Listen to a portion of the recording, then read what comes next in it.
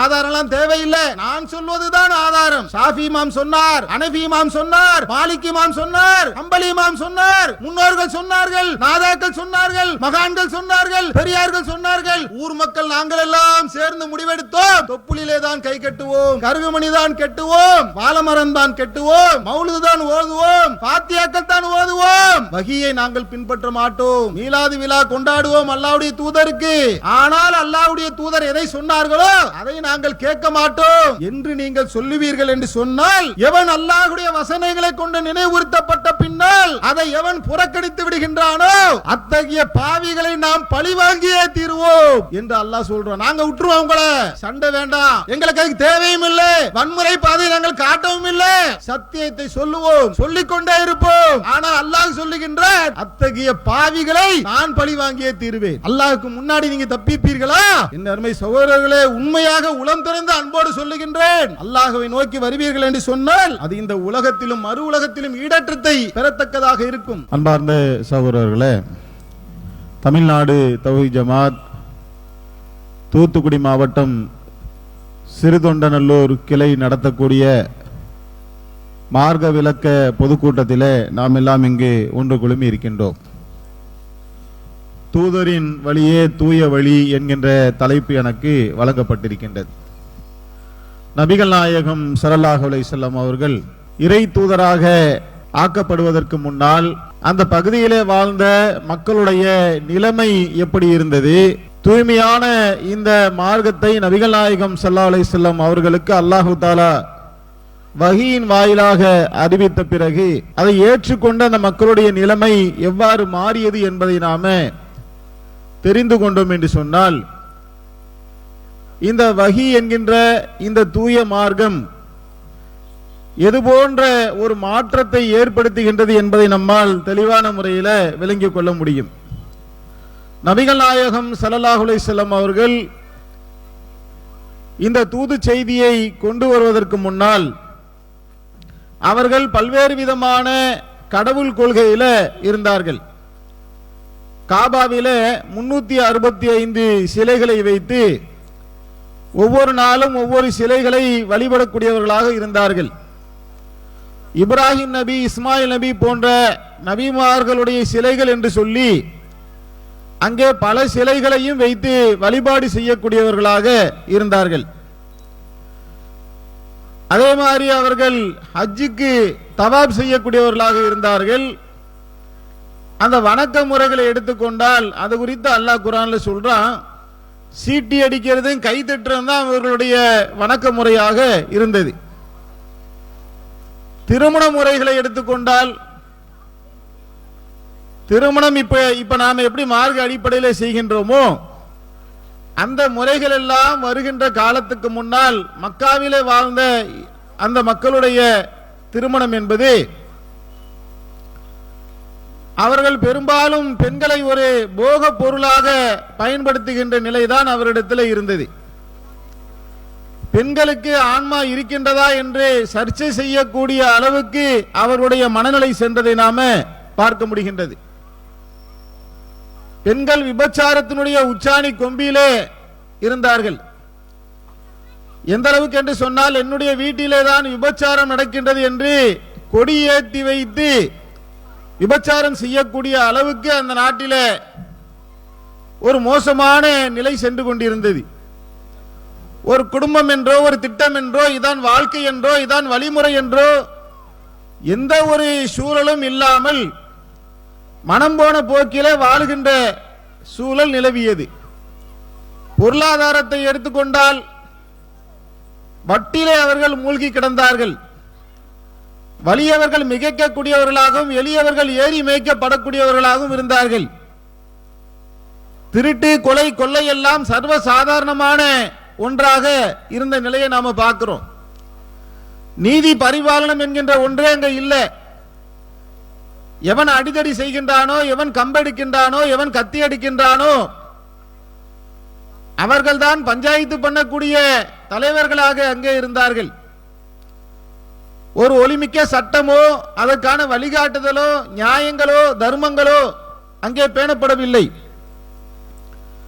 சமுதாயத்தில் ஏதாவது நீதி பரிபாலனம் இருந்ததா? சட்ட ரீதியாகவும் இல்லை. சமுதாயத்தில் நீங்க எடுத்து பார்த்தீங்கன்னு சொன்னா பல்வேறு விதமான ஏற்றத்தாழ்வுகள். குறைஷியர் என்று சொன்னால் நாங்கள் உயர்ந்தவர்கள், வேறு இனத்தை சேர்ந்தவர்கள் எல்லாம் மனிதர்களாகவே பார்க்க மாட்டாங்க, மூன்றாம் தர நான்காம் தர குடிமக்களாகத்தான் நடத்தப்பட்டார்கள். அரபி பேசுபவர்களை தவிர மற்றவர்கள் எல்லாருமே அஜமிகள் என்று சொன்னார்கள். அரபி மொழி பேசக்கூடியவர்கள் தான் உயர்ந்த குலத்தை சார்ந்தவர்கள் என்ற இருமாப்போடு இருந்தார்கள். இனப்பெருமையும் குலப்பெருமையும் அவர்களிடத்தில் ஊறி கிடந்தது. சாகக்கூடிய நிலையில இருந்தா கூட குலப்பெருமையை காக்க வேண்டும் என்பதற்காக உயிரை கொடுப்பதற்கும் உயிரை எடுப்பதற்கும் அவர்கள் தயாராக இருந்தார்கள். அந்த நாட்டு மக்களுடைய, அந்த பிரதேச மக்களுடைய பொழுதுபோக்கை எடுத்துக்கொண்டால் இசைக்கருவிகளை ஒலிக்க விடுவதும், சாராயத்தை குடிக்கிறதும், கூத்து கும்மாளம் அடிப்பதும், இதுதான் அவர்களுடைய வாழ்க்கையினுடைய பொழுதுபோக்கு அம்சங்களாக இருந்தது. இதையெல்லாம் அப்படியே நாம் ஒரு காட்சியாக உருவகப்படுத்தி ஒரு மனக்கண் முன்னால் கொண்டு வருவோம் என்று சொன்னால் இவர்கள் மனிதர்களா அல்லது மனிதர்களுடைய போர்வையில் இருக்கக்கூடிய மிருகங்களா என்று எண்ணக்கூடிய அளவுக்கு அவருடைய வாழ்க்கையினுடைய நடைமுறைகள் இருந்தது. ஒட்டுமொத்தத்தையும் ஒரு வார்த்தையில் சொல்வதாக இருந்தால், தந்தை இறந்ததற்கு பின்னால் தன்னுடைய தந்தை திருமணம் செய்திருந்த தாயவே இவர் மகன் திருமணம் செய்து கொள்ளக்கூடிய அளவுக்கு மோசமான கேடுகட்ட ஒரு இழிந்த நிலையில அவர்களுடைய கலாச்சாரங்கள் இருந்தது. இப்படி ஒரு மோசமான சூழலிலே தான் நபிகள் நாயகம் ஸல்லல்லாஹு அலைஹி வஸல்லம் அவர்கள் இறை தூதராக மக்காவிற்கு அனுப்பப்படுகின்றார்கள். நபிகள் நாயகம் ஸல்லல்லாஹு அலைஹி வஸல்லம் அவர்கள் இந்த தூது செய்தியை கொண்டு வந்த நேரத்திலே அந்த மக்கா நகரம் இரண்டு குழுக்களாக பிரிகின்றது. ஒரு சாரார் ஏற்றுக்கொள்கின்றார்கள், ஒரு சாரார் நிராகரித்து விடுகின்றார்கள். அந்த ஏற்றுக்கொண்டவர்கள் என்ன காரணத்தை சொன்னார்கள் என்பதை பார்ப்பதற்கு முன்னால், நிராகரிக்கக்கூடியவர்கள் என்ன காரணத்தினால் நிராகரித்தார்கள்? முகமதே, நீங்க சொல்லக்கூடியதெல்லாம் நல்லா தான் இருக்கு, சிலைகளை வணங்க வேண்டாம் என்று சொல்றீங்க, மூட பழக்க வழக்கங்களை பின்பற்ற வேண்டாம் என்று சொல்றீங்க, தாயத்து தகடு பில்லி சூனியம் போன்ற மூட பழக்கங்களை விட்டு விலக சொல்லுகின்றீர்கள், தாயை மதிக்க சொல்லுகின்றீர்கள், பெண்ணுக்கு கண்ணியத்தை கொடுக்க சொல்லுகின்றீர்கள், எல்லாமே ஓகே தான், கேட்க நல்லா தான் இருக்கு. ஆனால் எங்களுடைய மூதாதையர்களை நாங்கள் எதிலே கண்டோமோ அதிலே தான் இருப்போம். நாங்கள் லாத்து உஸா மனா போன்ற தெய்வங்களை எங்களுடைய கடவுளர்களாக காலம் காலமாக நாங்கள் வழிபட்டு கொண்டு வருகின்றோம். காலம் காலமாக நாங்கள் எதை வழிபட்டு கொண்டு வந்தோமோ அதை உன்னுடைய சொல்லுக்காக நாங்கள் விட்டுவிடக்கூடியவர்களாக இல்லை என்று அவர்கள் மறுத்ததற்கு, மூதாதையர்கள் செய்து வந்த செயலை நாங்கள் விட தயாரில்லை என்பதையே ஒரு காரணமாக வைத்தார்கள். எவ்வளவு அறிவார்ந்த வாதங்களை எடுத்து வைத்த போதும் சரி, தெளிவான முறையில் எடுத்து சொன்ன போதும் சரி, இதை மறுப்பதற்கு அவர்கள்கிட்ட எந்த விதமான நியாயமான காரணங்களும் இருக்கவில்லை. மனோ இச்சையை அவர்கள் மார்க்கமாக்கிய, தங்கள் மனம் எதையெல்லாம் சொல்லுகின்றதோ அதை அவர்கள் கேட்கக்கூடியவர்களாக, இதுதான் மார்க்கம் என்று நம்பக்கூடியவர்களாக திட்டவட்டமாக அவர்கள் புறக்கணித்துக் கொண்டே வந்தார்கள். ஏற்றுக்கொண்டவர்கள் என்ன செஞ்சாங்க? அந்த மாதிரி எல்லா விதமான தீய பழக்க வழக்கங்களிலும் மூழ்கி இருந்த ஒரு சாரார் தான் ஈமான் கொண்டு இஸ்லாத்திற்குள்ளே நுழைந்தார்கள். அப்படி நுழைந்தவர்கள் தன்னுடைய வாழ்க்கையினுடைய அனைத்து விதமான பழக்க வழக்கங்களையும், கடவுள் வழிபாட்டு முறைகளையும், திருமண நடைமுறைகளையும், வழிபாட்டு முறைகளையும், சட்டங்களையும் அனைத்தையுமே ஒட்டுமொத்தமாக மாற்றிவிட்டு நபிகள் நாயகம் ஸல்லல்லாஹு அலைஹி வஸல்லம் அவர்கள் எந்த தூது செய்தியை கொண்டு வந்தார்களோ, எந்த வகி செய்தியை கொண்டு வந்தார்களோ அந்த வகி மட்டும்தான் மார்க்கம், தூதர் காட்டிய அந்த வழி மட்டும்தான் தூய்மையான மார்க்கம் என்று நம்பி தன்னுடைய அனைத்து விதமான பழக்க வழக்கங்களையும் மாற்றிக்கொண்டார்கள். அவர்கள் இஸ்லாத்திலே முழுமையாக நுழைந்தார்கள். இந்த மார்க்கத்திலே முழுமையாக நுழையுமாறு அல்லாஹ் கட்டளையிட்டானே, அந்த கட்டளையை ஏற்று அல்லாஹையும் அல்லாஹ்வுடைய தூதரையும் தன்னுடைய வாழ்க்கையினுடைய வழிகாட்டுதலாக ஏற்றுக்கொண்டு ஈமான் கொண்டார்கள், முஸ்லிமாக நடந்தும் காட்டினார்கள். இவர்கள் தான் அல்லாஹுவால் பொருந்தி கொள்ளப்பட்டவர்களாக, அல்லாஹும் அவர்களை பொருந்தி கொண்டான், அவர்களும் அல்லாஹுவை பொருந்தி கொண்டார்கள். அல்லாஹுடைய நேசத்துக்குரியவர்களாக, அல்லாஹுடைய மன்னிப்பிற்குரியவர்களாக அந்த சமுதாயத்தில் ஒரு சாரார் மாறினார்கள் என்று சொன்னால், அவர்கள் இதுகாரும் தன்னுடைய வாழ்க்கையில் இருந்த அனைத்தையும் விட்டுவிட்டு தூதர் காட்டிய உன்னத வழியிலே வந்ததுதான் பிரதானமான காரணமாக இருக்கின்றது. அன்பார்ந்த சகோதரர்களே, அந்த நபி தோழர்கள் எப்படி ஈமான் கொண்டார்களோ அது போன்ற ஈமான் இன்றைக்கு நம்முடைய உள்ளத்திலே நுழைந்து விடும் என்று சொன்னால், இந்த தூத்துக்குடி மாவட்டத்திலே சிறுதொண்டாநல்லூரிலே ஆயிரக்கணக்கான முஸ்லிம்கள் நாம் இந்த ஊரிலே வசித்து வருகின்றோம். நம்முடைய உள்ளத்திலே ஈமான் நுழையும் என்று சொன்னால் அது எது போன்ற மாற்றத்தை ஏற்படுத்த வேண்டும்? ஈமான்னா என்ன? நபிகள் நாயகம் ஸல்லல்லாஹு அலைஹி வஸல்லம் அவர்கள் என்ன மார்க்கத்தை நமக்கு போதித்தார்கள்? மறைவான 6 விஷயத்தின் மீது நம்பிக்கை கொள்ள சொன்னார்களே, அல்லாஹ்வை நம்புவது, வானவர்களை நம்புவது, மறுமையை நம்புவது, இறை தூதர்களை நம்புவது, விதியை நம்புவது, திருக்குரானை வேதத்தை நம்புவது போன்ற 6 நம்பிக்கைகளையும் ஒருவர் முழுமையாக நம்பிக்கை கொள்வார் என்று சொன்னால், லா இலாஹ இல்லல்லாஹ் முஹம்மது ரசூலுல்லாஹ் என்ற கலிமாவை ஒருவர் மொழிவார் என்று சொன்னால், அதன் மூலமாக அல்லாஹுக்கும் அவருக்கும் இடையிலே உடன்பாடு ஏற்படுகின்றது. என்ன உடன்பாடு? இறைவா, வணக்கத்துக்குரியவன் உன்னை தவிர யாருமே இல்லை, நான் உன்னுடைய அடிமையாக இருக்கின்றேன், நீ என்னுடைய எஜமானனாக இருக்கின்றாய். அதான் அதுக்கு அர்த்தம். நீதான் வணக்கத்துக்குரியவன் என்று சொன்னால் நான் என்னவாகிறேன்? வணங்கக்கூடியவனாக ஆகின்றேன். அல்லாஹ் வணங்கப்படக்கூடியவனாக ஆகிவிடுகின்றான். எனவே அவன் ரப்பாக எஜமானனாக இருக்கின்றான், நான் அடிமையாக ஆகிவிடுகின்றேன். நான் அடிமையாக ஆகிவிட்டேன் என்று சொன்னால் இந்த அடிமைக்கு அல்லாஹுடைய புறத்திலிருந்து வழிகாட்டுதல் வரும். அப்படித்தான் அல்லாஹ் சொல்றான். ஆதம் அலைஹிஸ்ஸலாம் அவர்களை இந்த உலகத்திற்கு அனுப்பக்கூடிய நேரத்தில் அல்லாஹ் சொல்லி அனுப்புகின்றான், என்னுடைய புறத்திலே இருந்து உங்களுக்கு நேர் வழிகாட்டுதல் வரும். அதை யார் பின்பற்றுகின்றார்களோ அவர்கள் கவலைப்பட மாட்டார்கள், துக்கப்பட மாட்டார்கள். ஒருவர் முஸ்லிமான தாய் தகப்பனுடைய வயிற்றில் பிறந்திருந்தாலும் சரி, அல்லது இந்துவுடைய வீட்டில் பிறந்தாலும் சரி, அல்லது கிறிஸ்துவருடைய வீட்டில் பிறந்தாலும் சரி, கடவுளே இல்லை என்று சொல்லக்கூடிய ஒரு வீட்டில் பிறந்திருந்தாலும் சரி, அவர் ஈமான் கொள்ளுதல் என்று சொன்னால், இறை நம்பிக்கை கொள்ளுதல் என்று சொன்னால், அந்த நம்பிக்கை எதன் அடிப்படையில் வர வேண்டும்? அல்லாஹுடைய புறத்திலே இருந்து நேர் வழிகாட்டுதல் வருகின்றது.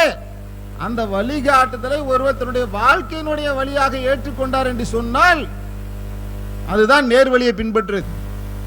அப்படி யார் பின்பற்றுகின்றார்களோ அவர்களுக்கு கவலையும் இல்லை, துக்கமும் இல்லை என்று ரப்புல் ஆலமீன் வாக்குறுதி அளிக்கின்றான்.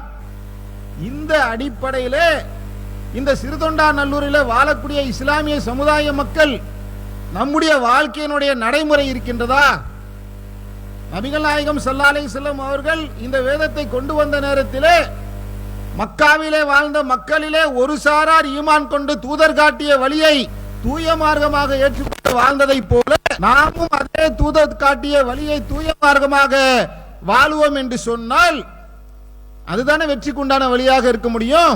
அல்லாஹ் என்ன சொல்லுகின்றான், அல்லாஹுடைய தூதர் என்ன சொல்லுகின்றார்கள், இதை நாம் எல்லாரும் ஏத்துக்கிட்டாதானே முஸ்லீமா இருக்க முடியும். எந்த ஜமாத்தில் இருக்கக்கூடிய ஒருவராக இருந்தாலும் அல்லாஹ்வை அவர் மறுப்பாரா? அல்லாஹ்வை நேசிக்கக்கூடியவராக, அல்லாஹ்வை நம்பக்கூடியவராக, அவனுடைய வேதத்தை நம்பக்கூடியவராக இருந்தால் தான் ஒரு முஸ்லீமா இருக்க முடியும். முஹம்மது நபி அவர்கள் அல்லாஹுடைய தூதர் என்று சொன்னால் இறை தூதர் என்ன வழியை கொண்டு வந்தார்களோ, என்ன பாதையை காட்டினார்களோ, அந்த தூதருடைய பாதையின்படி நடப்பது தானே ஒரு முஸ்லீமுடைய இலக்கணமாக இருக்க முடியும். அப்ப நாம நம்முடைய சொந்த கருத்துக்களை கையில மடியில போட்டு சொல்லாமல் அல்லாஹும் அல்லாஹ்வுடைய தூதரும் என்ன சொல்லுகின்றார்கள் என்பதை நாம் எடுத்து சொல்லுகின்றோமே, இதுல யார் மனசை யார் காயப்படுத்த போறோம்? காயப்படுத்துறதுக்கு ஒண்ணுமே வேலையே இல்லையே. மார்க்க ரீதியா இருக்கக்கூடிய விஷயங்களை எடுத்து சொல்லுகின்றோம், அன்பான முறையில் சொல்றோம். நீங்க காது கொடுத்து செவிதாழ்த்தி கேளுங்கள் என்னருமை சகோதரர்களே. திருமணம் என்கின்ற ஒன்று இருக்குதுல, நம்முடைய வாழ்க்கையில ஒரு முக்கியமான தருணமாக இருக்கின்றது.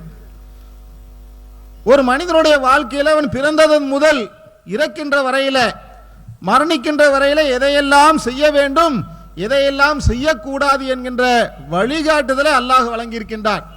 ஆதமுக்கு சொன்னால என்னுடைய புறத்திலிருந்து நேர்வழி காட்டுதல் வரும் என்று அல்லாஹ் சொன்னான். நேர்வழியை அல்லாஹ் காட்டிவிட்டான். திருமணம் என்று சொன்னால் பெண் வீட்டிலே இருந்து வரதட்சணை வாங்குகின்றார்கள். அப்படி மார்க்கம் சொல்லுகின்றதா? மார்க்கம் சொல்லுகின்றது என்று நம்ம ஆதாரபூர்வமாக நீங்க குரான்ல இருந்தோ ஹதீஸ்ல இருந்தோ எடுத்து காமிச்சா, பொண்ணு வீட்டில் காசு வாங்கினோம்னா கசக்கவா செய்யுது? நல்லா தானே இருக்கும். நானும் வாங்குறேன். இங்க வந்து உட்கார்ந்து இருக்கிறாங்களே தவி ஜமாத்திலிருந்து ஏராளமான இளைஞர்கள் வந்து உட்கார்ந்து இருக்கிறாங்க. ஏன் அவர்கள் நகை வாங்கினா அதை வித்து நல்ல காரோ வண்டியோ பங்களாவோ வீடோ வாங்கி கட்டி நல்ல வசதியாக வாழ தெரியாதவர்களா? அவர்களுக்கு வாய் இல்லையா? வயிறு இல்லையா? சுகங்களை அனுபவிக்கக்கூடிய தெம்பு உள்ளத்துல இல்லையா? உடலில இல்லையா? எல்லாமே இருக்கு. ஏன் நாம செய்யாம இருக்கிறோம்? வரதட்சணை வாங்குவதற்கு மார்க்கம் அதற்கு அனுமதிக்கின்றதா? இல்ல. அல்லாஹ் நமக்கு என்ன கட்டளையிடுகின்றான்? நீ மகர் குடி என்று ரப்புல் ஆலமீன் கட்டளையிடுகின்றான். அப்ப திருமணத்துக்கு அடிப்படையாக இருக்கக்கூடிய மகரை கொடுப்பதற்கு நாம் தயாராக இல்லை. திருமணத்துக்கு முதல் நாளிலே எதை ஆரம்பிக்கிறோம்? எதை செய்ய வேண்டும் என்று மார்க்கம் சொன்னதோ அதை விட்டுறோம். எதை செய்யக்கூடாது என்று மார்க்கம் தடுக்கின்றதோ அந்த ஃபாத்தியாக்களை பரக்கத்தாக திருமணத்திலே ஓத ஆரம்பிக்கின்றோம். கல்யாணத்துக்கு முன்னாடி ஒரு ஃபாத்தியா, கல்யாணத்துக்காக பந்தக்கால் நடுவாங்க, அதுக்கு ஒரு ஃபாத்தியா, கல்யாணத்துக்கு அன்னைக்கு மாப்பிள்ளைய வச்சுக்கிட்டு அதுக்கு ஒரு ஃபாத்தியா, திருமணம் முடிஞ்சு 40வது நாளையில ஒரு ஃபாத்தியா, திருமணத்தில் ஒரு நீண்ட நெடிய ஒரு பெரிய கூட்டுதுவா, இதெல்லாம் செய்கின்றோமே. இது மார்க்கத்தில் யார் கத்து கொடுத்தது? வாழை மரத்தை கொண்டு போய் கட்டுறோம். கேட்டா என்ன சொல்றோம்? வாழைப்பழம் எப்படி வாழை மரம் வந்து வாழையடி வாழையாக ஒரு வாழை மரத்தை வச்சுட்டோம்னா அடுத்தடுத்து பக்கத்தில் வாழை மரம் வந்துகிட்டே இருக்கும். கல்யாணத்தில் கொண்டு போய் நாமளும் வாழை மரத்தை கெட்டுனா வாழையடி வாழையாக உன் சந்ததி வளரும். அப்படியே புள்ள குட்டியெல்லாம் பெத்து போட்டு நீ என்ன செய்யலாம்? சந்தோஷமாக வாழலாம். கருகமணின்னு கொண்டு போய் உன்னை கட்டுறோம். பிற மதத்தவர்கள் தாலி கட்டுவதை போல அதை பார்த்து ஏதோ ஒரு வகையில் காப்பி அடித்துக் கொண்டு கருகமணி என்கின்ற ஒன்றை கட்டுகின்றோம். இப்படி இப்படி இதெல்லாம் சொன்னோம்லாங்க. இன்னும் நிறைய விஷயம் இருக்கு, புரிவதற்காக நாம சொல்றோம். இதையெல்லாம் செய்யறோம்ல, யாருடைய அனுமதியின் பேரில் இதை செய்கின்றோம்? கருகமணி கட்டுவதற்கு குரானிலே ஆதாரம் இருக்கின்றதா? அல்லாஹுடைய தூதர் கருகமணி கட்டினார்களா? 11க்கும் மேற்பட்ட திருமணங்கள் முடித்தார்கள். ஒரே ஒரு திருமணத்திலாவது அல்லாஹுடைய தூதர் கருகமணி கட்டி காட்டினார்களா? திருமணத்தில் வாழைமரம் கட்டினார்களா? சவுதியிலே பாலைவனத்தில் வாழை மரம் முளையுமா? இதெல்லாம் மார்க்கம் என்ற பெயரில் செய்கின்றார்கள். அதுதான் கூத்து. வாழையடி வாழையாக நீங்கள் வளருவீர்கள், அதனால் வாழை மரம் கட்டுங்கள் என்று சொன்னார்களா? எந்த திருமணங்கள் எளிமையாக நடத்தப்படுமோ அதிலேதான் அல்லாஹ்வுடைய பரக்கத் இருக்கின்றது என்று எந்த தூதர் சொன்னார்களோ வாழை மரம் கட்டுங்கள், அதிலேதான் அல்லாஹ்வுடைய பரக்கத் இருக்கு என்று சொன்னார்களா? சொன்னா தமிழ்நாடு தௌஹீத் ஜமாத்தை சேர்ந்தவன் தமிழகம் எங்கும் வாழை மரத்தை அடித்து தூள் கிளப்பதற்கு நாங்கள் தயாராக இருக்கின்றோம். அல்லாஹ்வுடைய தூதர் சொன்னார்களா? சொல்லாத ஒன்றை மார்க்கம் என்ற பெயரால் வாழை மரத்தை கட்டுறீங்களே, கருகமணியை போடுகின்றீர்களே, பாத்தியாக்களை ஓதுகின்றீர்களே, கூட்டுதுவாக்களை செய்கின்றீர்களே, இதுக்கு என்ன ஆதாரம்? அன்பான முறையில் கேட்கும். திட்டவே இல்லை. ஏதாவது திட்டணுமா? அசிங்கமா பேசணுமா? ஆபாசமா பேசுறோமா? கேவலப்படுத்துறோமா? உண்மை இல்லையே. மார்க்க ரீதியாக என்ன ஆதாரம்? நாம் ஈமான் கொண்டு விட்டோம். இந்த ஈமான் கொண்டு விட்டால் அல்லாஹும் அல்லாஹ்வுடைய தூதரும் நம்முடைய வாழ்க்கையில அனைத்துக்கும் வழிகாட்டுவதற்கு போதுமானவர்களாக இருக்கின்றார்கள். நீங்க மார்க்கத்திலிருந்து ஒரு ஆதாரத்தை கொடுங்க, நாம கேட்கிறோம். இதை கேட்டுக்கொண்டிருக்கக்கூடிய இளைஞர்கள் பள்ளிவாசல் இமாம்கிட்ட போய் கேளுங்க. இன்னைக்கு இஷா தொழுகை முடிஞ்சுல, ஃபஜ்ருக்கு அப்புறம் போய் கேளுங்க. இமாம் கருகமணி கட்டி திருமணம் பண்ணி வைக்கிறீங்களே, கருகமணி கட்டுறதுக்கு ஆதாரம் இருக்குதா? கேளுங்களேன். ஆதாரம் இருந்தால் இதே சிறுதொண்டாநல்லூரில் இருக்கக்கூடிய தமிழ்நாடு தௌஹீத் ஜமாத்தோடைய கிளைய அலுவலகத்தில் வந்து நீங்க ஆதாரத்தை ஒப்படைங்க. குரான்ல இருந்து எடுத்து காட்டட்டும், ஹதீஸ்ல இருந்து எடுத்து காட்டட்டும். அதுக்கப்புறம் நாங்க என்ன செய்யறோம்? உங்களோட சேர்ந்து நாங்க பெரிய கருகமணியாக 1 மீட்டருக்கு கருகமணி நாங்க எங்களுடைய மனைவிமார்களுக்கு கட்டி வரைக்கும் நாங்க தயாரா இருக்கணும். காட்டுவீர்களா? அடுத்து என்ன நடக்குது? இப்ப இந்த நடைமுறைகளை எல்லாம் நாம கடந்து போக முடியுமா? இதெல்லாம் எங்க இருந்து வருது? சரி, குர்ஆன்ல இல்ல, ஹதீஸ்ல இல்ல, கருகமணி எப்படி வந்துச்சு? வாழைமரம் எப்படி வந்துச்சு? இந்த பாத்தியாக்கள் எங்க வந்துச்சு? பந்தக்கால் எப்படி நட்டீர்கள்? எல்லாம் பாத்தீங்கன்னா பிற மத கலாச்சாரம். அவங்க எல்லாத்தையுமே செய்யறாங்க. ஜானுக்கு ஜான் முளத்துக்கு முளம் அவர்கள் என்ன செய்தார்களோ அதை அப்படியே பார்த்து பார்த்து பார்த்து பார்த்து காப்பி எடுத்து செய்கின்றோமே. இது குறித்து அல்லாஹ்வுடைய தூதர் என்ன எச்சரிக்கை செய்தார்கள்? எவர் பிற மத கலாச்சாரங்களை பின்பற்றுகின்றார்களோ அவர்கள் என்னை சேர்ந்தவர்கள் அல்ல. நீ தொப்பி போட்டிருந்தாலும் சரி, தாடி வச்சிருந்தாலும் சரி, ஃபர்தா போட்டிருந்தாலும் சரி, நான் ஒரு அக்மாக்கு முஸ்லிம் என்று நீ உன்னை சொல்லிக் கொண்டாலும் சரி, ஒருவன் பிற சமுதாய மக்கள் எதை செய்கின்றார்களோ அது போன்ற ஒன்றை காப்பி அடித்து செய்வான் என்று சொன்னால், அந்த கலாச்சாரங்களை பின்பற்றுவான் என்று சொன்னால், தாலிக்கு பதிலாக தானே கருகமணி, அவங்க கட்டின அதே வாழைமரம் தானே வச்சிருக்கிறோம். அவர்கள் அதை நம்புகின்றார்கள். அவர்களுடைய மார்க்கம், அவருடைய கொள்கை, அதுக்குள்ள நம்ம போகவே இல்லை. உனக்கென்று கொடுக்கப்பட்ட மார்க்கத்திலே அது இருக்கின்றதா? அல்லாஹ்வுடைய தூதர் எவ்வளவு பெரிய எச்சரிக்கை செய்கின்றார்கள். நீ என்னை சேர்ந்தவர்கள் இல்லை என்றாங்க அல்லாஹ்வுடைய தூதர்.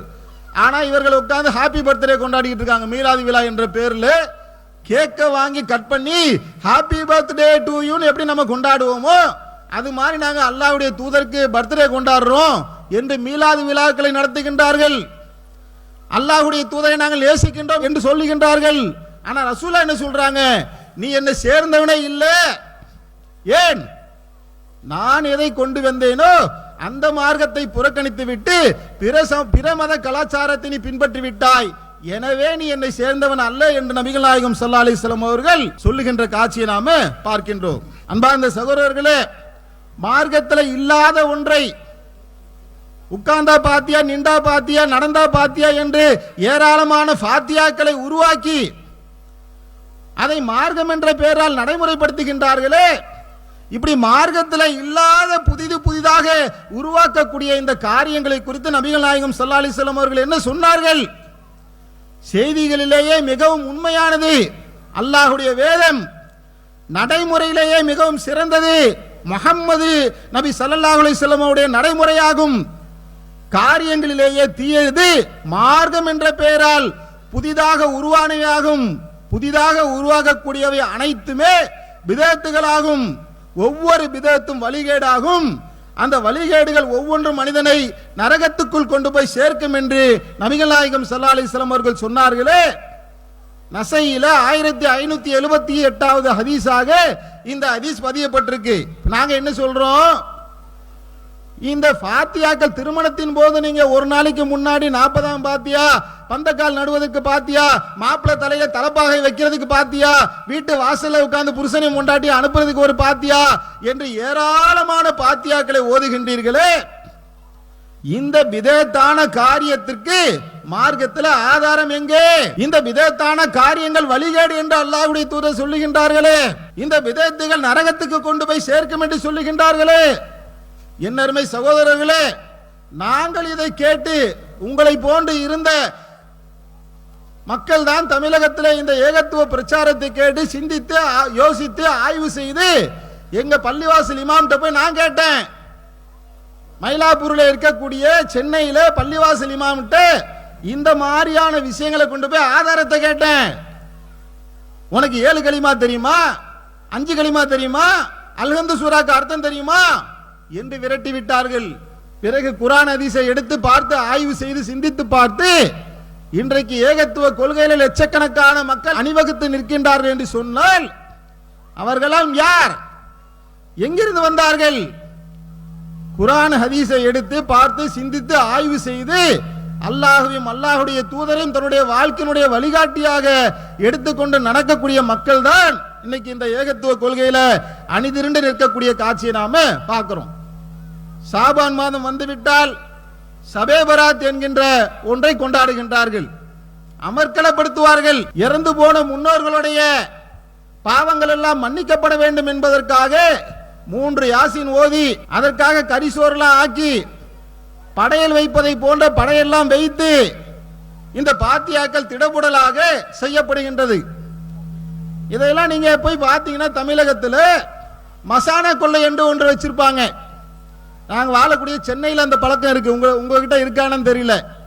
என்னையா மசானா கொள்ளை என்று கேட்டால், இதே மாதிரி செத்து போனவர்களுக்கு காரியம் செய்கிறோம், திதி தேவசம் செய்கிறோம் என்று சிறப்பாக ஒரு நாளை அவர்கள் கொண்டாடி கொண்டிருக்கின்றார்கள். அதுக்கு இதுக்கு என்ன வித்தியாசம்? சபே பராத் என்ற பெயரில் 3 யாசின் ஓதி முன்னோர்களுக்கு கத்தம் செய்தால் அவருடைய பாவங்கள் மன்னிக்கப்படும் என்று அல்லாஹ்வுடைய தூதர் சொன்னார்களா? அல்லாஹ்வுடைய தூதர் உயிரோடு இருக்கக்கூடிய காலகட்டத்தில் கதிஜா அம்மையார் மரணித்தார்களே, அவர்கள் ஷாபான் 15 சபே பராத் கொண்டாடினார்களா? ஒரே ஒரு ஆதாரத்தை எடுத்து காட்டுங்க. குர்ஆன் ஹதீஸ்ல நாங்க ஓதுறோம், சபே பராத் நாங்க ஓதுவதற்கு தயார். தமிழ்நாடு தௌஹீத் ஜமாத் சார்பாக நாங்கள் அறிவிக்கின்றோம். எந்த பிரச்சனையுமே வேண்டாம். இந்த மேடையிலே இருக்கிறோம், மீட்டிங் முடிஞ்சிட்டீங்க, உட்கார்ந்து இருக்கிறோம். நீங்க ஆதாரத்தை கொண்டு வாங்க. பாய் நீங்க இவ்வளவு நாள் தெரியாம இருந்துட்டீங்க பாய், தௌஹீத் ஜமாத்துக்காரங்க, குர்ஆன்ல இருக்கு பாய் சபே பராத். சபே பராத்ங்கிறது அரபி வார்த்தை இல்லை. எப்படி குர்ஆன்ல இருக்கும்? இல்லதான் ஹதீஸை கொண்டு வந்து காட்டுங்க. ஷாபான் 15 சபே பராத் அல்லாஹ்வுடைய தூதர் ஓதினார்கள். எங்களுக்கு என்ன பிரச்சனை? இப்ப அல்லாஹ்வுடைய தூதர் செய்தால் செய்வதில் நமக்கு என்ன தடங்கள் இருக்கின்றது? ஆதாரத்தை கொடுக்க தயாரா இல்ல.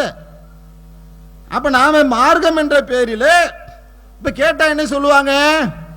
பாய் இன்னைக்கு வந்துட்டு நீங்களாம் 1000 சொல்லுவீங்க, அதெல்லாம் எங்களால கேட்க முடியுமா? காலங்காலமா நாங்க எங்க பள்ளிவாசலிலே நாங்க சபே பராத் ஓதுறோம். இதுக்கு என்ன சொல்லுவாங்கன்னா, யாசின் ஓதுனா தப்பா, குர்ஆனுடைய ஆயத்தை ஓதுனா தப்பா? இந்த நஜாத்துக்காரங்க குர்ஆனே ஓதக்கூடாதுன்னு சொல்லிட்டானுங்க, துவா கேட்க கூடாதுன்னு சொல்லிட்டானுங்க, அல்லாஹ்வுடைய தூதரை புகழ வேண்டாம் என்று சொல்லுகின்றார்கள். இறந்தவர்களுக்காக துவா கேட்கறது தப்பா? நம்ம என்ன கேட்கிறோம், அவங்க என்ன சொல்றாங்க? எங்க சபே பராத் என்கின்ற ஒன்றை அல்லாஹ்வும் அல்லாஹ்வுடைய தூதரும் சொன்னார்களா? மார்க்கத்துக்கு சொந்தக்காரன் யார்? இந்த மார்க்கத்துக்கு சொந்தக்காரன் அல்லாஹ் தானே. அல்லாஹ்வும் அல்லாஹ்வுடைய தூதரும் சேர்ந்த ஒரு முடிவெடுத்து விட்டால் அதிலே மாற்று கருத்து கொள்வதற்கு ஈமான் கொண்ட ஆணுக்கோ பெண்ணுக்கோ எந்த அதிகாரமும் இல்லை என்று அல்லாஹ் மிக தெளிவாக திட்டவட்டமாக ரப்புல் ஆலமீன் சொல்லி காட்டுகின்றான். மார்க்கம் என்ற பெயரிலே இது கூடும், இது கூடாது, இது ஹலால், இது ஹராம், இது செய்யலாம், இது செய்யக்கூடாது என்ற உரிமையை அல்லாஹ் தன்னுடைய கரங்களிலே வைத்திருக்கின்றான். தூதர் கூட அவர்களாக நினைச்சு உன்னை ஹராமாக்க முடியாது. அல்லாஹ் எதை அறிவித்தானோ அதைத்தான் நபிகள் நாயகம் ஸல்லல்லாஹு அலைஹி வஸல்லம் அவர்கள் ஹராம் என்று சொல்லுவார்கள். அல்லாஹ் எதை ஹலால் என்று சொன்னானோ அதைத்தான் அல்லாஹ்வுடைய தூதர் ஹலால் என்று சொல்லுவார்கள். தூதராக தானாக நினைத்து கூட ஒன்றை ஹலால் என்றோ ஹராம் என்றோ சொல்லுவதற்கு அவர்களுக்கு அதிகாரம் இல்லை என்று சொன்னால், நீங்கள் மார்க்கத்தில் புதிதாக சபே பராத் கொண்டாடுகின்றீர்களே, இதுக்கு என்ன ஆதாரம்? ஒன்னு சொல்றாங்க, காலங்காலமாக நாங்க செஞ்சுக்கிட்டு வரோம், எங்க முன்னோர்கள் இதைத்தான் செய்தார்கள், இதான் ஆதாரமா? நம்ம என்ன சொல்றோம்? அல்லாஹ் அருளியதின் பக்கமும் தூதரின் பக்கம் வாருங்கள் என்று அவரிடம் கூறப்பட்டால், எங்கள் மூதாதையரை எதில் நாங்கள் கண்டோமோ அதுவே எங்களுக்கு போதுமானது என்று கூறுகின்றனர். அவர்களின் முன்னோர் எதையும் தெரியாதவர்களாகவும் நேர்வழியில் நடக்காதவர்களாகவும் இருந்தாலுமா? எவ்வளவு அழகா அல்லாஹ் கேட்கிறான் பாருங்க. எப்பா முன்னோர்கள் செய்தார்கள், முன்னோர்கள் செய்தார்கள் நீங்க சொல்றியப்பா, ஓ முன்னோர்கள் எதையுமே தெரியாதவர்களாகவும் நேர்வழியில் நடக்காதவர்களாகவும் இருந்தாலுமா? இதைத்தான மக்கத்து காபீர்கள் சொன்னார்கள். அல்லாஹ்வுடைய தூதர் மார்க்கத்தை கொண்டு வந்து சொன்ன நேரத்திலே இந்த 365 சிலைகளை நீங்கள் வணங்காதீர்கள், உங்களை படைத்த அந்த ஒரு இறைவனாகிய அல்லாஹ்வை வணங்குங்கள் என்று சொன்ன நேரத்திலே அவர்கள் சொன்ன பதில் என்ன? எங்கள் முன்னோர்களை எதிரே கண்டோமோ அதைத்தான் நாங்கள் வணங்குவோம் என்று சொன்னார்கள். நீங்க என்ன சொல்றீங்க? காலங்காலமாக இந்த சபே பராத்தை நாங்கள் கொண்டாடிக்கிட்டு வரோம், நாங்க சொன்னா நீங்க கேட்கவே வேண்டாம். நாங்க சொன்னோமா? நாங்க சொல்றதை கேளுங்க, நாங்க சொன்னோமா? அல்லாஹ் குர்ஆன்ல சொல்றான், அல்லாஹ்வுடைய தூதர் நபிகள் நாயகம் ஸல்லல்லாஹு அலைஹி வஸல்லம் அவர்கள் சொல்லுகின்றார்கள் என்று குர்ஆன் வசனத்தையும் ஹதீஸையும் எடுத்து ஆதாரமாக காட்டுகின்றோம். அதன் அடிப்படையில் செய்கின்ற காரியங்களுக்கு எந்த விதமான ஒரு ஆதாரத்தையும் சமர்ப்பிக்காத நிலையை பார்க்கிறோம். பள்ளிவாசலிலே அல்லாஹ்வுடைய ஆலயத்தில் உட்கார்ந்து தொழுகை முடிந்த பின்னால் கூட்டு துவா கேட்கிறாங்க. ஏன் கூட்டு துவா கேட்கறீங்க? அவங்க அவங்களுடைய தேவையை அவங்கவுங்க கேட்க வேண்டியதானே. ஒவ்வொருத்தருக்கும் ஒரு ஒரு கஷ்டம் இருக்குங்க. ஒருத்தருக்கு 7 புள்ள இருக்கும், புள்ள வேணான்னு நினைப்பாரு. ஒருத்தருக்கு புள்ளையே இருக்காது, புள்ள வேணும்னு நினைப்பாரு. 2 பேருக்கு சேர்த்து எப்படி ஒரு துவா கேட்பீங்க? ஒருத்தருக்கு ஒரு பொண்டாட்டி இருக்குங்க, இன்னொரு கல்யாணம் பண்ணா நல்லா இருக்கும்னு நினைப்பாரு. ஒருத்தர் ஒரு பொண்டாட்டியை வச்சே என்னால வாழ முடியலன்னு தலையில கை வச்சுக்கிட்டு இருப்பாரு. 2 பேருக்கு சேர்த்து எப்படி ஒரே துவா கேட்பீங்க? கேட்க முடியுமா? ஒவ்வொருத்தருக்கும் ஒவ்வொரு விதமான கஷ்டங்கள் தேவைகள் இருக்கும்.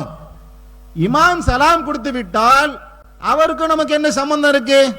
சரி கூட்டு துவா ஓதுறீங்களாங்க, நாங்களும் ஓதுறோங்க, நாங்க அறிவிக்கிறோம், டிக்ளேர் பண்றோம், கோமா கூட பேசலங்க, அன்பா சொல்றோம், நாங்கள் கூட்டு துவா ஓத தயார். எப்ப செய்வோம்? அல்லாஹ்வுடைய தூதர் தன்னுடைய வாழ்க்கையில தொழுத தொழுகைகளிலே என்றைக்காவது ஒரு நாள் அவங்க கூட்டு துவா ஓதினார்களா? மாறாக அல்லாஹ் என்ன சொல்லுகின்றான்? உமது இறைவனை காலையிலும் மாலையிலும் பணிவாகவும் அச்சத்துடனும் சொல்லில் உரத்த சப்தம் இல்லாமல் நினைப்பீராக, கவனமற்றவராக நீ ஆகிவிடாதீர் என்று அல்லாஹ் 7வது அத்தியாயத்துடைய 205வது வசனத்தில் அல்லாஹ் சொல்லி காட்டுகின்றான். அல்லாஹ்வை எப்படி திக்ரு செய்ய வேண்டும், அல்லாஹ்வை எப்படி நினைவு கூற வேண்டும் என்பதை குறித்து அல்லாஹ் சொல்லும் போது பணிவா கேளுங்கிறான், உள்ளச்சத்தோடு கேளுங்கிறான். மைக்கில் உட்கார்ந்துக்கிட்டு நாம துவா கேட்கிறோமே, இதுல ஏதாவது பணிவு இருக்குதா? பணிவு இல்லையேங்க. ரகசியமா கேட்குமாறு அல்லாஹ் சொல்றானே, அச்சத்தோடு கேட்குமாறு சொல்றானே. அப்ப குர்ஆனிலையும் இல்லாம அல்லாஹ்வுடைய தூதரும் செய்து காட்டாமல் இன்னைக்கு நீங்க கூட்டு துவா என்கின்ற ஒன்றை கொண்டு வந்து நடைமுறைப்படுத்துகின்றீர்கள் என்று சொன்னால் இதுக்கு என்ன ஆதாரம்? ஒரு ஆதாரம் இல்லை. சில பேர் என்ன சொல்லுவாங்க தெரியுமா? அவங்களுக்கு துவா கேட்க தெரியாது. யாருக்கு? மந்தவர்களுக்கு துவா கேட்க தெரியாதான். அப்படின்னா என்ன சொல்ல வராங்கன்னா, அரபியில கேட்டாதான் அல்லாஹ்வுக்கு விளங்கும், தமிழ்ல கேட்டா அல்லாஹ்வுக்கு புரியாதா? பிரார்த்தனைகள் ஒன்று இருக்குங்க, இன்னென்ன பிரார்த்தனை இருக்குல்ல, அதை நம்ம என்ன செய்யலாம்? லா இலாஹ இல்லா அன்த சுப்ஹானக இன்னி குன்து மினல் ஸாலிமீன் என்று அல்லாஹ் குர்ஆனிலே பிரார்த்தனை செய்யுமாறு சொல்றான். அதை மரணம் செய்தும் ஒருத்தர் கேட்கலாம், அது சிறந்ததுதான். அவருக்கென்று தனிப்பட்ட முறையில் பல தேவைகள் இருக்குமே, அதை தமிழ்ல கேட்டா அல்லாஹ்க்கு விளங்காதா? அல்லாஹ் புரிய மாட்டானா? அப்படி சொல்ல வராங்க. கடவுளுக்கும் மனிதனுக்கும் இடையில ஒரு பூஜாரி வேண்டும், ஒரு இடைத்தரகர் வேண்டும் என்ற சிஸ்டம் எப்படி பிற மதங்களிலே இருக்கின்றதோ அதுபோல நான் அல்லாஹ் கிட்ட கேட்கறதுக்கு நான் இருக்கேன். உனக்கு அதெல்லாம் எதுவுமே கேட்க தெரியாது, அதெல்லாம் அரபியில கேட்கணும், அதெல்லாம் பயங்கரமான விஷயம். நீ அல்லாஹ் கிட்ட போக முடியாது, நான் தான் கேட்பேன். உன் வேலை என்ன? ஆமீன் ஆமீன் ஆமீன் யா ரப்பில் ஆலமீன் போயிட வேண்டியதுதான். ஒரு நாளா 2 நாளா? எங்க ஒரு அடியான் அல்லாஹ்வுடைய பள்ளிவாசலை நோக்கி வரான், அவன் சாவத்தட்டி அல்லாஹ்ட்ட கேட்க விடாத அளவுக்கு இடையில நிக்கிறது யார்? அல்லாஹ்வுடைய தூதர் அப்படி செய்து காட்டினார்களா? மக்களுக்கு என்ன செஞ்சாங்க? நீங்க உங்களை இறைவனத்தில் கேளுங்கன்னு சொன்னாங்க, ரப்பிட்ட கேளுங்கன்னாங்க. அல்லாஹ் சொல்றான், வைதா சாலக இபாதி அன்னிஃபா இன்னி கரீப், என்னுடைய அடியார்கள் என்னை பத்தி கேட்கிறாங்க, நான் அவர்களுக்கு சமீபமாக இருக்கின்றேன். இன்னொரு இடத்துல அல்லாஹ் சொல்லி காட்டு, அவருடைய பிடரி நரம்பை விட அல்லாஹ் சமீபமாக இருக்கின்றான். அல்லாஹ்வுடைய தூதர் சொல்லி காட்டுறாங்க, அவ்வளவு நெருக்கத்தில் அல்லாஹ் இருக்கிறானே, நான் கேட்டா அல்லாஹ் எனக்கு தரமாட்டானா?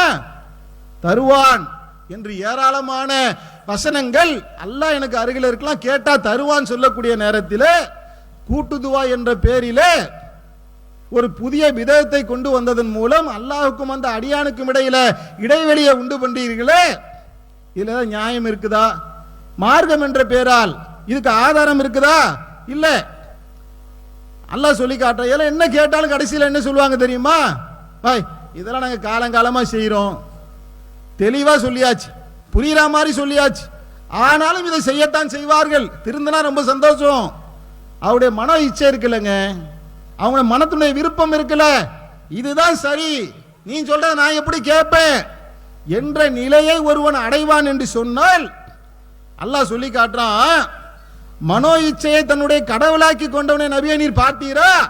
அல்லாஹ் எதை வஹியாக அறிவித்தானோ, எதை வேதமாக சொன்னானோ, எந்த தூதரை அனுப்பி அதற்கு வழிகாட்டினானோ, பாருங்க அல்லாஹ் வேதத்தை கொடுத்துட்டு அந்த வேதத்தின்படி வாழ்வதற்காகவே அல்லாஹ் ஒரு தூதர் அனுப்பியிருக்கான். 23 ஆண்டுகள் வாழ்ந்து காமிச்சு இப்படிதான் தொழுகணும், இப்படிதான் துவா கேட்கணும், இப்படிதான் சலாம் கொடுக்கணும், இப்படிதான் ஒளி செய்ய வேண்டும் என்று தூதர் என்ன செஞ்சாங்க?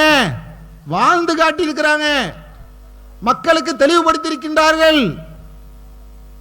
இதை செய்யுங்கப்பா என்று சொன்னால் நான் செய்ய மாட்டேன்னு சொன்னா அதுக்கு என்ன அர்த்தம்? யாரை கடவுளாக ஆக்குறாங்க?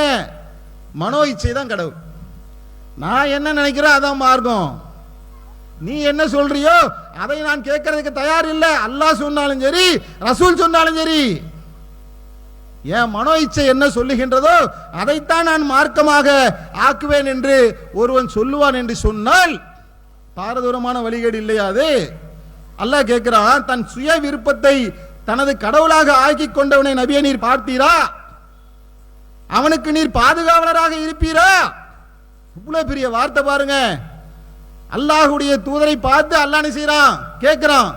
சுய விருப்பத்தை மனோ இச்சையை ஒருவன் பின்பற்றுகின்றானே அவனுக்கு நீ பாதுகாவலராக இருப்பியா? அல்லாஹ் எவ்வளவு கடும் கோபமாக கேட்கக்கூடிய காட்சியை நம்ம பார்க்கிறோம். அதே மாதிரி பாருங்க, இதையெல்லாம் செஞ்சுக்கிட்டு என்ன செய்வாங்க? பாய் நாங்க எல்லாமே இந்த பாத்தியா ஓதுறது சரி, கூட்டுதுவா ஓதுறது சரி, யாசின் ஓதுறது சரி, இறந்தவர்களுக்காக நாங்க போய் மூன்றாம் கத்தம், 40ஆம் கத்தம், வருஷங்கத்தம், 7ஆம் கத்தம் என்று ஓதுறமே, இதெல்லாம் எதற்காக? எல்லாம் அல்லாஹ்வுடைய நேசத்தை பெறுவதற்காக என்று சொல்லுவார்கள். கண்ணீர் விடுவார்கள்.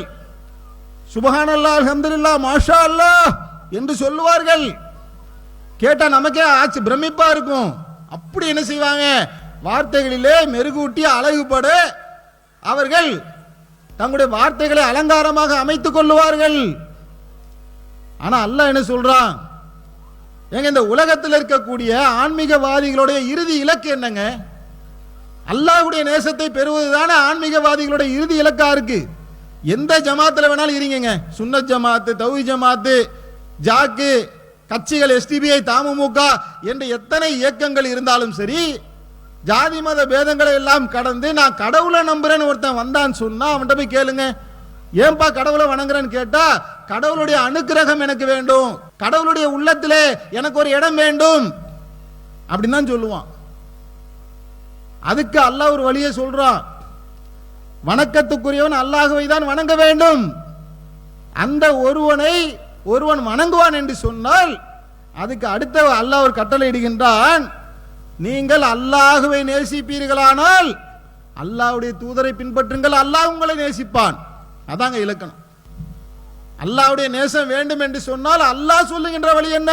என் தூதரை நேசிப்பா. அவர் என்னுடைய புறத்திலிருந்து வந்த வகை செய்தியை உங்களுக்கு எடுத்து சொல்றார். தூதருடைய வழியை ஒருவன் பின்பற்றாமல் முல்லாக்கள் சொன்னார்கள், நாதாக்கள் சொன்னார்கள், மகான்கள் சொன்னார்கள், ஊர் பெரியர்கள் சொன்னார்கள், ஜமாத்தார்கள் சொன்னார்கள், எங்க ஊர் கூட்டம் போட்டு நாங்களாம் சேர்ந்து ஒரு முடிவெடுத்து வச்சிருக்கிறோம் என்று சொன்னால் அல்லாஹ்வுடைய நேசத்தை பெற முடியுமா? பெற முடியும். அல்லாஹ்வுடைய நேசத்தை பெற வேண்டும் என்று சொன்னால் ஒரே வழி தூதரை பின்பற்றுவது. தூதரை பின்பற்றுவதை தவிர்த்து வேற எந்த வழிமுறையை ஒருவன் கொண்டு வந்தாலும் கூட அல்லாஹ்வுடைய நேசத்தை பெறவே முடியாது. சின்ன விஷயத்திலிருந்து பெரிய விஷயம் வரீங்க. வீட்டுக்கு உள்ளக்க போறாங்கங்க, வீட்டுக்கு பால் காய்ச்சணும் வாங்கன்னு கூப்பிடுவாங்க. நீ பார்த்துருக்கீங்களா? இங்க வந்திருக்கக்கூடியவர்களுக்கு அந்த அனுபவம் இருக்கும்.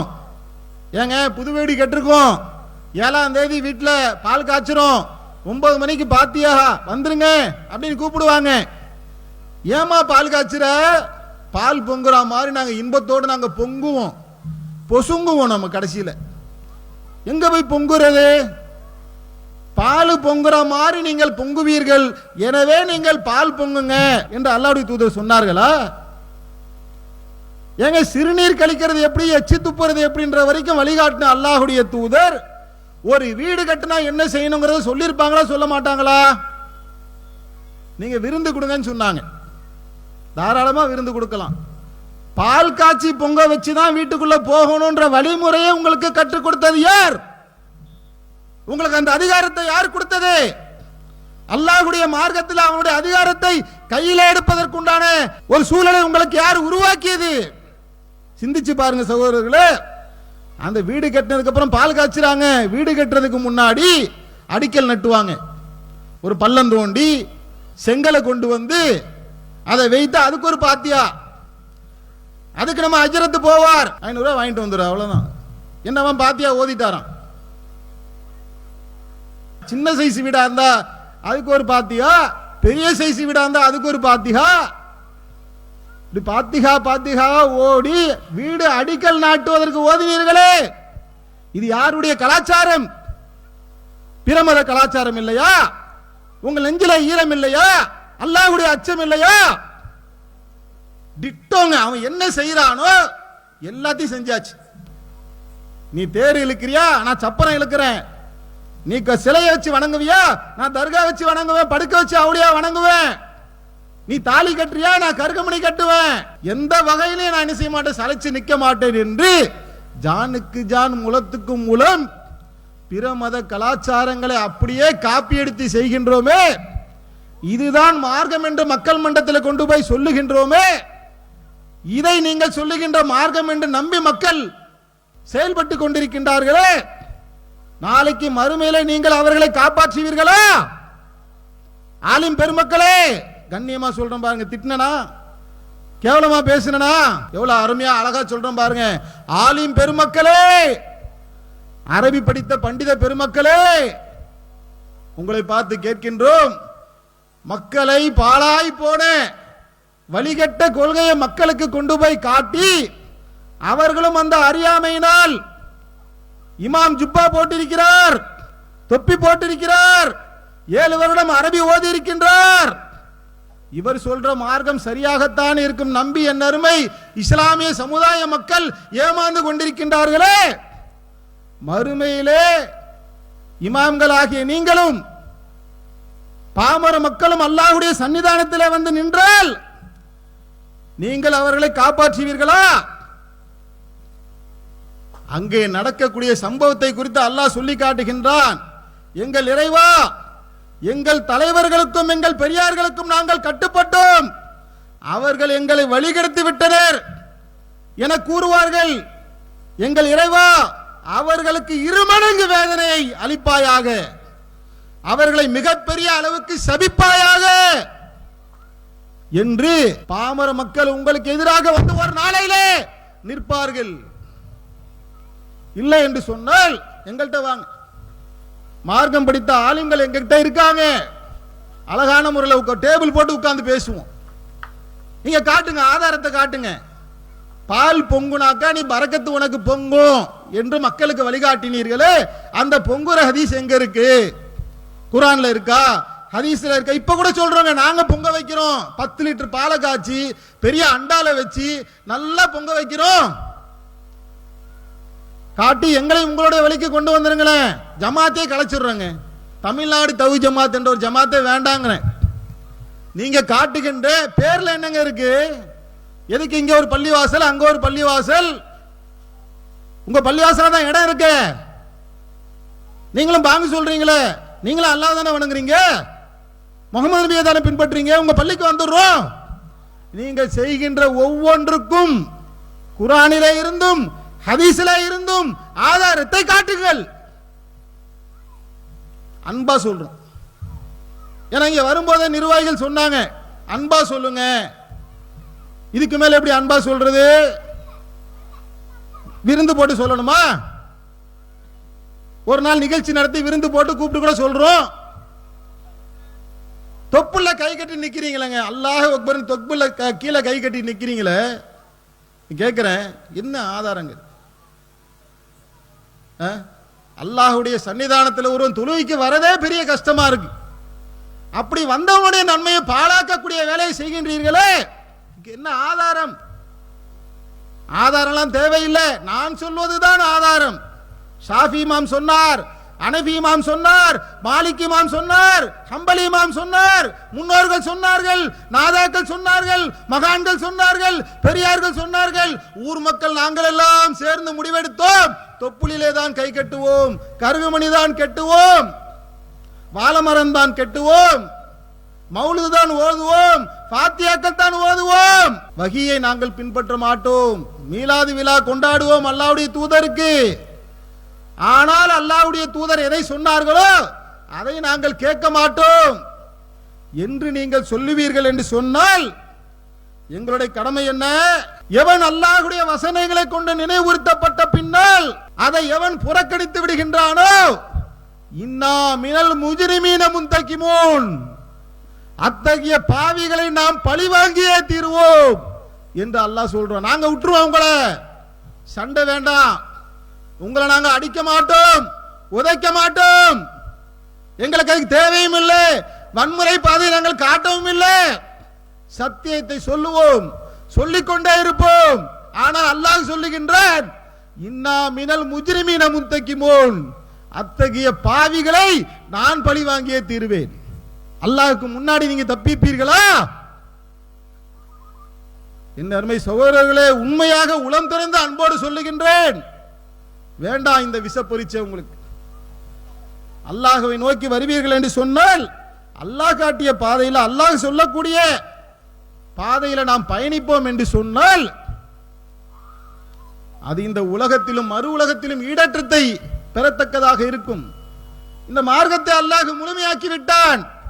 அல்லாஹ்வுடைய தூதர் ஹயாத்தாவோடு இருக்கக்கூடிய காலகட்டத்திலே அல்லாஹ் குர்ஆனிலே ஆயத்தை இறக்குகின்றான், இன்றைய தினம் இந்த மார்க்கத்தை நாம் முழுமையாக ஆக்கிவிட்டோம், இந்த மார்க்கத்தை நாம் பொருந்தி கொண்டோம். வரலீதுலக்கும் இஸ்லாம தீனா, மார்க்கம் முழுமையடைந்து விட்டது.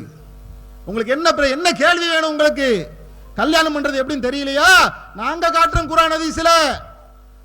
புள்ள பெத்த பிறகு என்ன செய்யணும் தெரியலையா? பேர் வைக்க தெரியலையா? நாங்கள் காட்டுகின்றோம். கபூர்ல எப்படி அடக்கம் பண்ணணும் தெரியலையா? அடக்க செஞ்சவங்களுக்கு என்ன செய்யணும் தெரியலையா? எப்படி கஃன் போடணும் தெரியலையா? எப்படி வியாபாரம் பண்ணணும் தெரியலையா? எப்படி தொழுக வைக்கணும் தெரியலையா? என்ன ஓதணும் தெரியலையா? எல்லாவற்றையும் A to Z குர்ஆன்ல இருந்து ஹதீஸ்ல இருந்து நாங்க காட்டுறோம். குர்ஆன் ஹதீஸ் உங்களுக்கு என்ன குறை வச்சது? எதை இல்லைன்னு சொன்னது? எதுல பற்றாக்குறை வந்தது? எல்லாவற்றையும் ரப்புல் ஆலமீன் முழுமையாக இந்த குர்ஆனிலும் ஹதீஸிலும் வைத்திருக்க, இது அல்லாத புதிய மார்க்கம் வேண்டும், புதிய பாதை வேண்டும் என்று இதை விட்டுவிட்டு ஒரு புதிய பாதையை நாம் மேற்கொள்வோம் என்று சொன்னால் அதற்குண்டான கூலியை மறுமையிலே சந்திக்க வேண்டும். அல்லது உங்களுக்கு விளக்கம் வேண்டும் என்று சொன்னால் வாங்க எங்க ஆபீஸ்க்கே வாங்க, அல்லது நாங்க உங்க ஆபீஸ்க்கு வரோம், உட்கார்ந்து கேள்வி கேளுங்க, நாங்க பதில் சொல்றோம். என்னென்ன டவுட்லாம் இருக்கு பா, எங்களுக்கு இதெல்லாம் டவுட்டா இருக்குன்னு கேள்வி கேளுங்க. அன்பான முறையில் ஆதாரத்தை எடுத்து காட்டி நாங்க பதில் சொல்றோம். பதில் சொல்லுவோம் என்று சொன்னால் அதுல என்ன உடன்பாடு வந்துருமே. அந்த உடன்பாடு வந்த நிலையில பிரிவினைக்கு என்ன வேலை இருக்கு? குழப்பத்துக்கு என்ன வேலை இருக்கு? ஒரு அல்லாஹ் ஒரு தூதர் என்றால் ஒரு வழிமுறை தானே இருக்க முடியும். 4 இமாம்களை பின்பற்ற சொல்றீங்களா? அதுல என்ன அடிப்படை இருக்கு? ஒரு தூதர் 4 விதமாக தொழுது காமிச்சாங்களா? ஒரு தூதர் 4 விதமாக நோன்பு காமிச்சாங்களா? ஷாஃபி, ஹனஃபி, மாலிக், ஹம்பலி எப்படி வந்துச்சு? அப்ப மதகுபல் அடிப்படையில் மக்களை பிளவுபடுத்தி இன்றைக்கு ஒரு புதிய சித்தாந்தத்தை, புதிய மார்க்கத்தை நீங்கள் உருவாக்கி இருக்கின்றீர்கள் என்று சொன்னால் இந்த பிதஅத் அனாச்சாரங்களை விட்டு எல்லாம் விலகி தூதர் காட்டிய தூய வழியிலே நடக்க வேண்டும் என்ற கோரிக்கையை இந்த சிறுதொண்டா நல்லூரிலே எங்களுடைய ஜமாத்தின் வாயிலாக அன்பான அழைப்பாக உங்களுக்கு எடுத்து சொல்லி என்னுடைய உரையை நிறைவு செய்து கொள்கின்றேன். வாஹிர்துவானா அனில் ஹம்துலில்லாஹி ரப்பில் ஆலமீன். அல்லாஹு அக்பர், அல்லாஹு அக்பர்.